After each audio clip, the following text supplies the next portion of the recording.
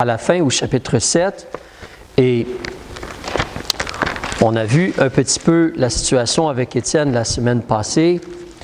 On va parler, en réalité, si vous connaissez, vous savez que le chapitre 7, c'est un long chapitre. Donc, j'ai considéré le diviser en deux parties. Aujourd'hui, donc, dans la grâce de Dieu, on va regarder presque tout le chapitre 7 ensemble, un peu le survoler et voir surtout la situation qui se passe. Et donc, j'ai pensé considérer comme titre « Dieu parle, mais l'homme s'oppose à Dieu. » L'homme s'oppose à Dieu. Alors, dans la situation où est-ce que nous sommes rendus, on a lu Étienne, il faisait des prodiges et des miracles, et il y a deux autres groupes aussi. Il y a le Sanhédrin. Avant cela, il y a des personnes. Au verset 9, tu vois qu'il y a des personnes de la synagogue dite des Affranchis et des autres synagogues, ou tout cela, celle des Cyréniens, des Alexandrins. Mais ces gens-là, donc, ils ont disputé avec Étienne, et là, ils l'accusent, ils ont suborné, ils ont utilisé des gens pour dire des mensonges sur lui, et on le présente, on l'accuse, on le présente devant le Sanhédrin. Donc, il y a le Sanhédrin qui est là, il y a le groupe de gens qui accusent et qui veut faire arrêter Étienne, puis il y a Étienne comme un peu seul ici, un peu seul. Évidemment, tu sais comme moi, le groupe là ici des synagogues, tout comme le Sanhédrin, ils ne sont pas pro-Jésus. Ils ne sont pas pour Jésus ou pour les vérités de Dieu. Le Sanhédrin, c'est ceux qui ont justement condamné Jésus et qui l'ont livré aux Romains quelque temps avant, pas beaucoup. Donc, Étienne se trouve devant ces gens-là. Lui, il veut servir son Seigneur par la grâce du Seigneur. Les autres sont contre les paroles et les vérités de Dieu. En réalité, Étienne est là comme tout seul, puis de l'autre côté, tu as des groupes de gens. On dit que le Sanhédrin, c'est autour de 70 personnes. Les gens là qui ont amené Étienne, on ne sait pas, ça ne dit pas combien ils sont. Mais en réalité, ces deux groupes-là, les personnes des synagogues et le Sanhédrin, ils représentent un peu comme la majorité des Israélites. Ils sont Israélites et ils représentent comme la majorité des Israélites. De l'autre côté, tu as Étienne qui est un peu comme seul dans sa classe. C'est vrai qu'il y a des gens à l'Église, les autres apôtres. Ici, il est comme seul. Alors, je vais faire un peu une farce. La morale de l'histoire, ne va pas évangéliser tout seul. Aie des gens avec toi. Si tu es accusé de quelque chose, au moins, il y a d'autres personnes avec toi. Non, sérieusement. Mais Étienne, donc, il est là, il semble être seul ici. Et on lui pose la question parce qu'on l'a accusé, si tu te rappelles, on l'a accusé au verset 14 de dire que Jésus va détruire comme le lieu, le temple, là, et Jérusalem et tout, il va détruire et il va changer les ordonnances que Moïse nous a données. Et toi et moi, on a vu ensemble, c'est pas tout à fait faux cela parce que Jésus avait dit en Matthieu 24 que pierre sur pierre serait détruite. Donc, il a parlé de cela. Et Jésus a dit qu'il faisait une nouvelle alliance en son sang. Donc, c'est pas faux tout à fait. Mais c'est peut-être mal compris ou exagéré. Mais là, il doit répondre de cela. Au verset 15, on te dit que, justement, tous ceux qui étaient assis devant le Sanhédrin, on les a arrêtés. Ils ont le visage, leur visage de M. Étienne paraît comme un ange. Le sacrificateur au chapitre 7, verset 1, demande, est-ce que ces choses sont ainsi? Et là, d'une certaine façon, Étienne aurait pu dire non. Oui, il aurait pu parler très simplement et peut-être, d'accord, c'est beau, tu peux aller. Il aurait pu répondre différemment. Mais si tu remarques le chapitre 7, tourne ta page, il y a comme 60 versets, Étienne décide de prêcher un long sermon. Il décide de prêcher un long sermon, de parler de l'histoire d'Israël assez en détail. Il décide de faire cela. Donc, et quand tu regardes donc ici, on peut voir à partir du verset 2, quand Étienne parle, il dit « Hommes frères, écoutez, le Dieu de gloire, il est apparu à notre père Abraham, et on sait Dieu a demandé à Abraham de faire des choses. » Verset 3, il lui a dit, « Sors de ton pays et de ta parenté et viens dans le pays que je te montrerai. » Donc, on voit dès le début que justement, Étienne, il parle aux gens considérant la réalité que Dieu, il a parlé à Abraham et Abraham a dû faire un choix concernant la parole révélée de Dieu. Abraham a dû faire un choix. Est-ce qu'il va écouter Dieu et partir dans un autre pays qu'il n'a même pas vu? Pas de publicité, de brochures et tout cela. Ça paraît bien, on s'en va en vacances, c'est beau sur les brochures. Il n'a rien vu là. Par la foi, il avance et s'en va dans le pays que Dieu lui dit. Abraham a entendu les paroles de Dieu puis a choisi d'agir comme Dieu a dit. On te dit ensuite au verset 4 qu'il est sorti du pays des Chaldéens, il est demeuré à Charan après la mort de son père, donc peut-être il a attendu un petit peu, mais finalement il est allé dans le pays de Canaan. Mais là au verset 5, tu te rappelles la vie d'Abraham, hein? Aucun héritage, pas même un pied de terre. Peut-être tu te rappelles, il a acheté la caverne de Macpéla et le terrain pour enterrer qui? Pour enterrer sa femme, Sarah. Sinon, rien ne lui appartenait dans le pays. Mais Dieu lui dit, tout ça c'est à toi et à ta postérité. Il entend Dieu dire cela. Alors Dieu ne lui donne aucun héritage, mais Dieu lui promet de lui en donner la possession et sa postérité après lui, quoiqu'il n'ait point d'enfant. Et Dieu a même dit, ta postérité va habiter dans une terre étrangère, l'Égypte, pendant 400 ans. On va la réduire en servitude, on va la maltraiter, mais je vais juger la nation à laquelle ils vont être asservis, dit Dieu. Après cela, ils vont sortir et me servir dans ce lieu. Et Dieu a aussi donné l'alliance de la circoncision. Et Abraham, il s'est circoncis, puis il a circoncis les siens. Après cela, on te parle de Isaac et de Jacob. Mais donc, tu vois que dès le début, c'est la réalité, comme ici, justement, Étienne en parle, Abraham a dû choisir de croire les paroles révélées de Dieu et de vivre selon la foi, de croire ce que Dieu a dit et d'obéir à ce que Dieu a dit, sachant que c'est la bonne chose à faire. Abraham a fait ce que Dieu lui demandait de faire. Est-ce qu'Abraham a été parfait? Non, merci. Vous connaissez sa vie, hein? Il n'a pas été parfait. Un moment donné, il est descendu, un moment donné, il a menti au sujet de sa femme. Mais techniquement, Abraham a cru les paroles de Dieu et essayé de vivre comme les paroles de Dieu disent de vivre. Il a essayé de faire cela. N'oubliez pas, la question c'est, est-ce que Jésus va changer les choses?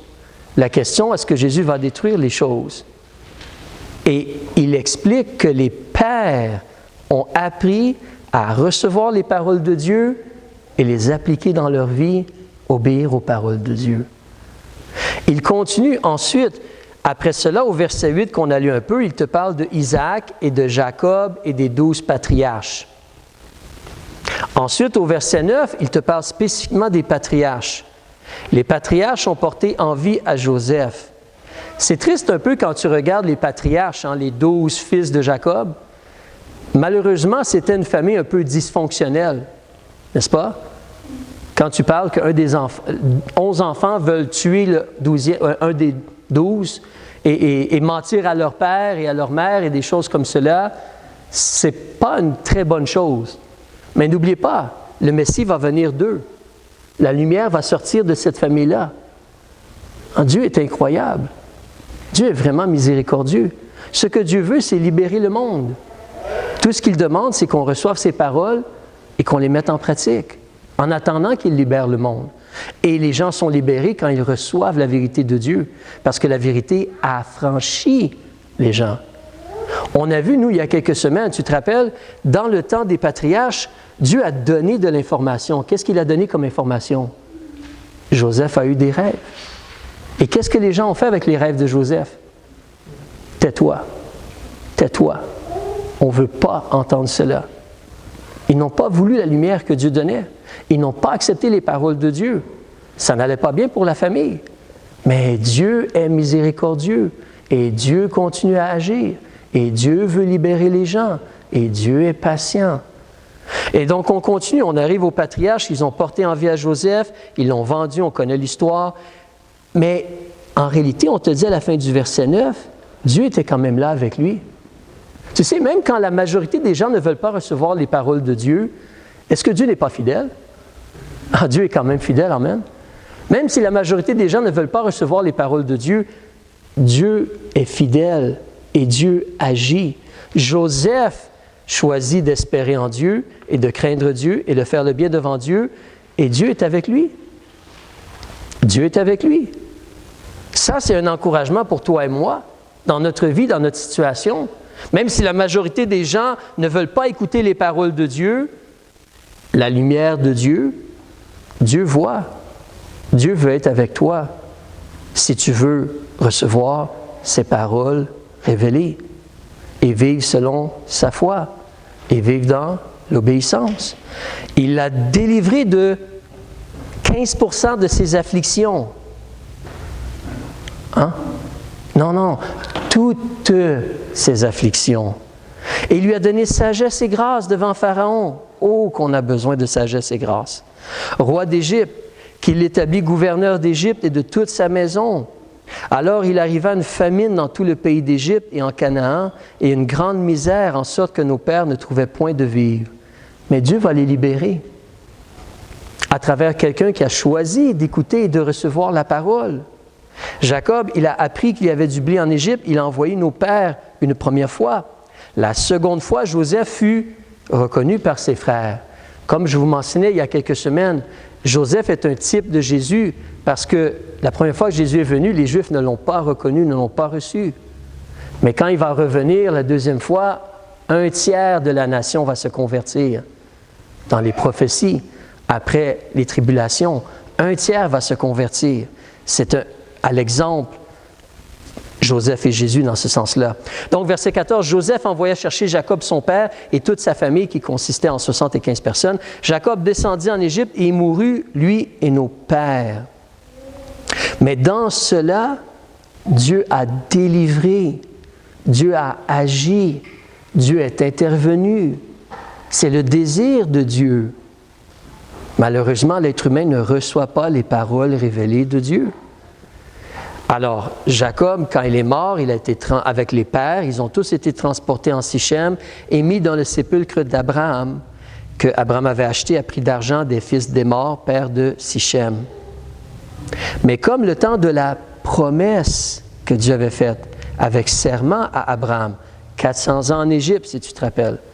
Alors, comme le temps approchait, le peuple s'accrut et se multiplia en Égypte. Mais quand tu lis ces versets-ci, dans l'histoire d'Israël, tu vois, malgré un cœur infidèle à recevoir les paroles de Dieu, à accepter la révélation de Dieu, à vivre selon la révélation de Dieu, malgré le cœur infidèle de la majorité des descendants de Jacob, Dieu, il est quand même présent. Il agit et il aide, il intervient. Et le désir de Dieu, c'est de délivrer. Délivrer son peuple, délivrer tout le monde. Même l'Égypte a été bénie. Même les gens qui n'étaient pas des descendants de Jacob ont été bénis parce que Joseph a dit, on va prendre une partie puis on va le mettre de côté, et les gens venaient pour être nourris pendant ce temps-là, pendant la famine. Alors Joseph, c'était le soutien de la vie. Tu te rappelles? Tsofnaf Panéa, je pense qu'on l'appelle de mémoire imparfait, mon égyptien n'est pas bon. Mais soutien de la vie, Pharaon l'a appelé. Et donc, il était cela pour le monde. C'est comme toi et moi, là, on vit dans notre génération. En réalité, qu'est-ce que nous on fait? On reçoit les paroles révélées de Dieu. On les applique dans notre vie. On marche dans la vérité, dans l'obéissance aux paroles révélées de Dieu. On fait connaître la lumière pour que les gens puissent être libérés. Peut-être qu'on est en minorité, mais Dieu a un plan. Dieu est à l'œuvre. Dieu veut nous utiliser. Dieu veut agir. N'oubliez pas la question, Étienne, est-ce que c'est vrai que Jésus va changer les choses, changer la loi et détruire et tout cela? Alors on continue au verset 18. Là, il est venu un autre roi que n'avait point connu Joseph. Ce roi, usant d'artifice contre notre nation, a traité durement nos pères, jusqu'à leur faire exposer leurs enfants, afin qu'ils ne fussent pas conservés en vie. En ce temps-là naquit Moïse, qui était beau devant Dieu, et qui fut nourri 3 mois dans la maison de son père. Tu connais l'Épître aux Hébreux qui nous parle des parents de Moïse qui, par la foi, ont caché Moïse. Par la foi, ils ont caché Moïse. Eux ont reçu les paroles révélées de Dieu. Eux espéraient en Dieu. Eux ont agi selon les vérités de Dieu. Alors, en ce temps-là, naquit Moïse, qui était beau devant Dieu, qui fut nourri 3 mois dans la maison de son père. Ensuite, il a été exposé, la fille de Pharaon l'a recueilli, et l'a fait élever comme son fils. Tu connais l'histoire, mais n'oublie pas, hein, c'est frappant. Le royaume qui veut détruire le peuple de Dieu et la lumière sur la terre dans ce temps-là, ou la représentation de la lumière, le royaume qui veut détruire cela est en train d'élever leur libérateur.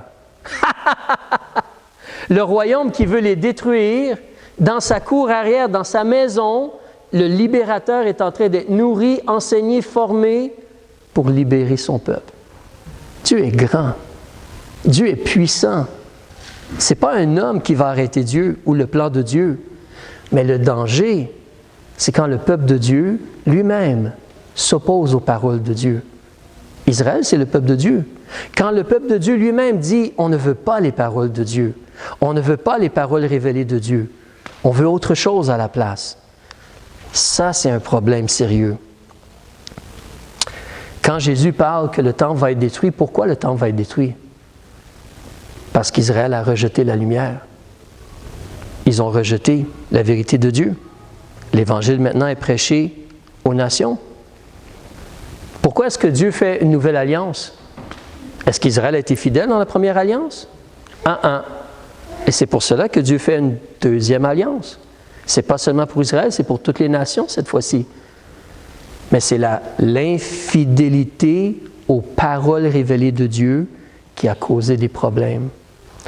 On continue, on va arrêter bientôt pour la première partie, mais on continue au verset 22. Donc là, Moïse, maintenant, ce n'est plus un bébé. Maintenant, Moïse, il est devenu adulte. On parle un petit peu de son ministère.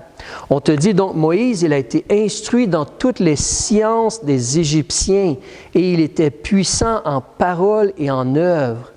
Mais quand il eut atteint l'âge de 40 ans, il lui vint au cœur de visiter ses frères, les enfants d'Israël.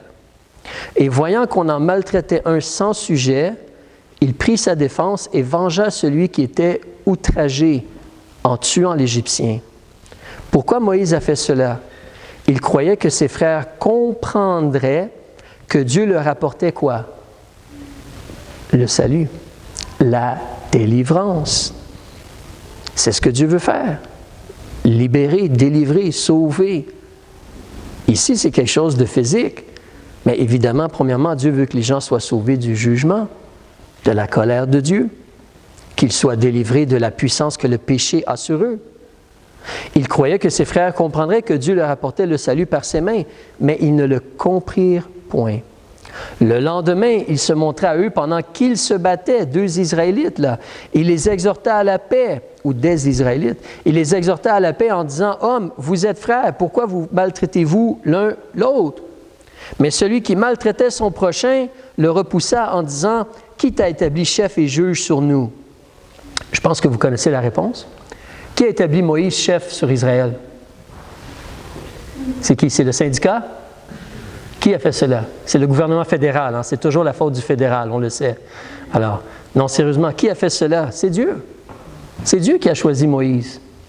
Dieu a établi Moïse. Mais ils ont dit, qui t'a établi chef et juge sur nous? Veux-tu me tuer comme tu tuas hier l'Égyptien? À cette parole, Moïse s'enfuit et il demeura comme étranger au pays de Madian, où il eut 2 fils. Là, tu vois le ministère de Moïse un peu. Et tu vois encore la réalité, comment, en passant, même les sages-femmes ont choisi d'avoir foi en Dieu et de ne pas tuer les bébés mâles, comme les parents de Moïse. Mais Moïse, ici, il est formé par Dieu comme par le royaume ennemi, et Dieu agit sur son cœur pour la justice, pour intervenir, pour essayer de libérer son peuple et encourager son peuple à la paix, à l'intérieur des paroles révélées de Dieu, à l'intérieur du désir de Dieu.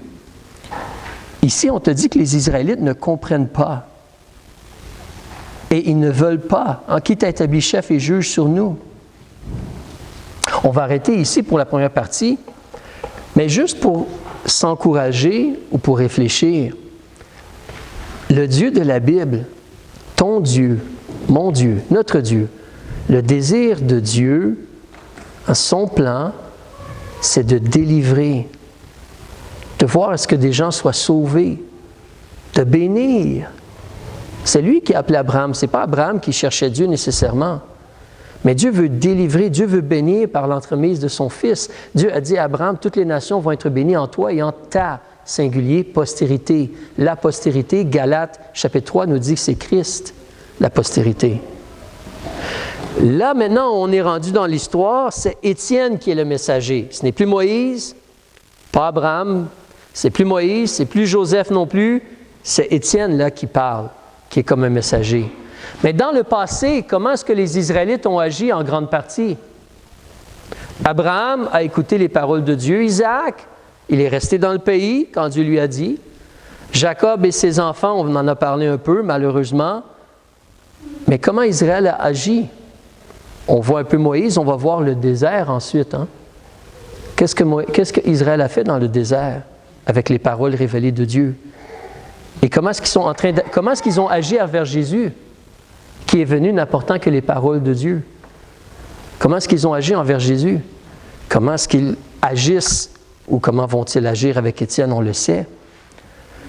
Mais ce que Dieu demande, c'est d'écouter ces paroles révélées et de les appliquer dans notre vie. Il demande la foi et l'obéissance.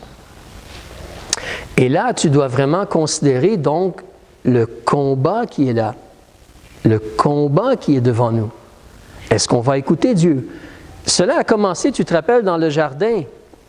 Qu'est-ce que Dieu a dit à Adam?